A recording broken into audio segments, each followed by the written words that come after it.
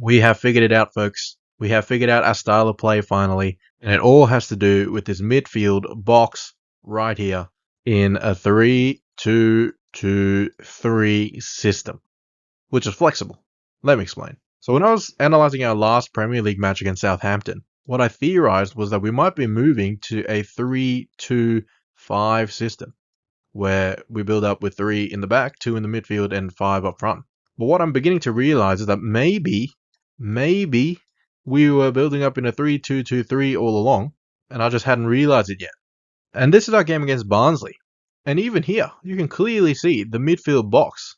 I didn't really take too much notice of it because our attacks in this game were so clinical, our counter-attacks were deadly, and we scored on an average of like 3.7 passes, something like that. But you can clearly see, and you'll have to take my word for it, that Dallo is off the screen here, that this is a 3-2-2-3 system with the midfield box.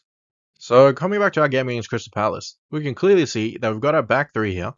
We've got one of our centre backs, De Ligt. We've got the other centre back, Lissandro. We've got our right back in Mazraoui. We've got our left back in Dallo inverting, but interestingly, he doesn't invert here. He inverts all the way up the field here. We've got our left centre mid in Christian Eriksen. We've got our right centre mid in Kobe. And we've got our centre attacking midfielder in Bruno here in this midfield box. But this system was very fluid. So even though Dallo is up here now, he could find himself in this position, and Eriksen could find himself in that position. Bruno could be here, Kobe could be here, Dallo could even be there, so it was very mix and matchy. And not only that, players had the license to abandon this area and fill in this vacant, what would traditionally be the right back spot, if there was more space there. As you can see in this example, there are too many bodies to go through for this pass to accurately make it to Dallo. So maybe Dallo would want to come into this space, so that maybe that drags this defender away and it frees up a pass to Eriksen, etc, etc. So as you can see, we've got our back three here, and Dallo has shifted from this area back into his traditional left back spot to open up this passing lane. So it was very fluid in that sense. And the same thing was true for Bruno. So if Bruno thought maybe he could drop in there, if the ball got swung to that side maybe, and provide a passing option, that was possible as well. And in fact, at times, there was Bruno here and Dallo here, moving from these areas, making it a 3-4-3. So here's an example where we've got 3 of our midfield box, and Eriksen, who is occupying this space, has moved into this left back role. And in this example, as the ball is kicked by Onana, we can see much more of a 3-4-3 setup with the 4 midfielders in a line here. So it's very, very flexible. So that's all well and good, but did it make any practical difference? Well, let's have a look. So again, we've got our midfield box. Mazraoui has the ball here, and Ahmad has dropped in from the wing to help in the build-up. What Mazraoui is going to do is he's going to pass it to Kobe. Kobe, as he always does, receives it brilliantly on the half turn. Adam Wharton, who's trying to close him down, can't get to it, and brings him down. So as the ball trickles along here, Bruno and Kamada are going to both go for the ball. Bruno's going to beat him to it and nudge it to Dallo. But if you have a look, these two are Palace's midfield. Palace were lining up in like a 5-2-3 sort of setup. So these were the 2 midfielders, and we have 4 in this vicinity. So what that means is, as soon as the ball gets to Dallo, the 2 Palace midfielders are kind of out of the game. And he's got this very easy pass to Eriksen on, and look how much space he's in. I mean, a player like Christian Eriksen in this much space, he can do a lot of damage with that.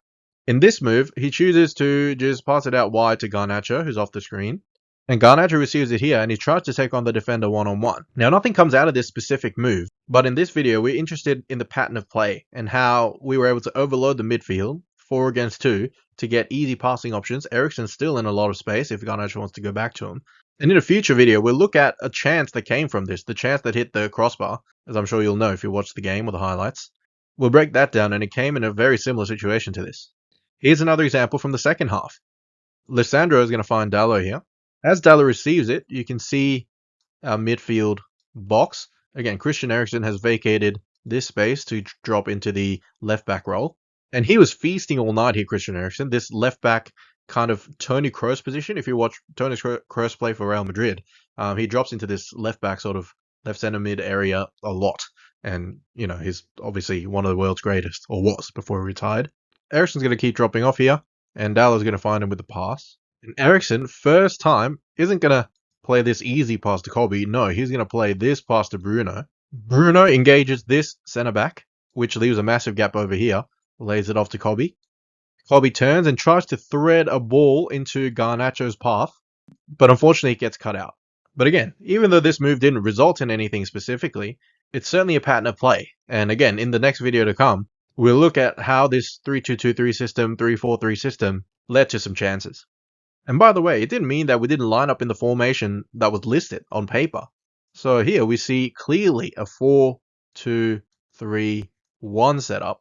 And this shape was used when we didn't have the ball. So we used the front forward press in general, with Eriksson or Kobe dropping in to help out, depending on the situation.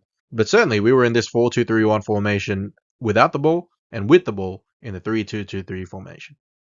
If you enjoyed the video, guys, please consider subscribing and leave a like. Cheers!